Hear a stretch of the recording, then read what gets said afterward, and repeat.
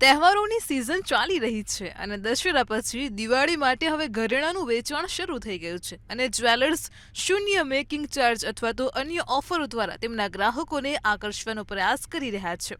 પરંતુ સવાલ એ છે કે 0% મેકિંગ ચાર્જ છે તેમ છતાં પણ ઘરેણાં આટલા મોંઘા કેમ છે?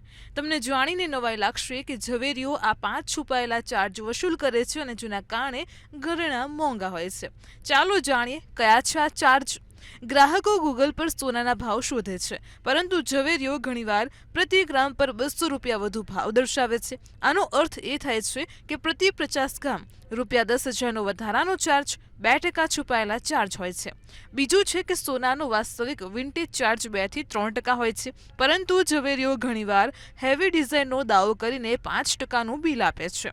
સૌથી મોટી વાત એ છે કે તેની ગણતરી આજના સોનાના ઊંચા ભાવના આધારે કરવામાં આવે છે, ઘરેણાં બનાવતી વખતે મૂળ ભાવના આધારે નહીં. 0% મેકિંગ ચાર્જ સાથે વેચાતા ઝવેરાતમાં ઘણીવાર જોડેલા પથ્થરો અથવા તો અલંકરણનો સમાવેશ થાય છે, જે તેમની વાસ્તવિક કિંમત કરતાં ઘણા વધુ મૂલ્યના હોય છે, જેનાથી કોઈપણ ફ્રી કરાયેલ ફી સરભર થાય છે. જ્યારે કેટલાક ઝવેરીઓ સોનાના બાયબેક પર સોનાના મૂલ્યના 90% સુધીનો દાવો કરે છે અને ત્યારે આ ઓફર્સ ઘણીવાર 0% મેકિંગ ચાર્જ માટે 70% અથવા તો 80% સુધી ઘટાડી દેવામાં આવે છે.